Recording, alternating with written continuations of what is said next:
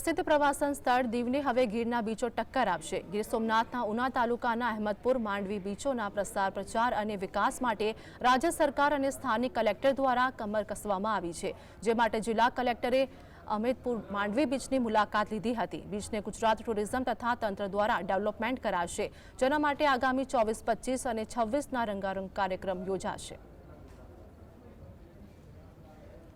24, 25 અને 26 જાન્યુઆરી ગુજરાત પ્રવાસન વિભાગ અને જિલ્લા વહીવટીતંત્ર ગીર સોમનાથના ઉપક્રમે આ જગ્યા ઉપર એટલે કે અહેમદપુર માંડવી બીચ ઉપર આપણે બીચ ફેસ્ટિવલનું આયોજન કરેલ છે। આપ જોવો છો કે આ બીચ છે એ ખૂબ રમણીય સ્થળ છે।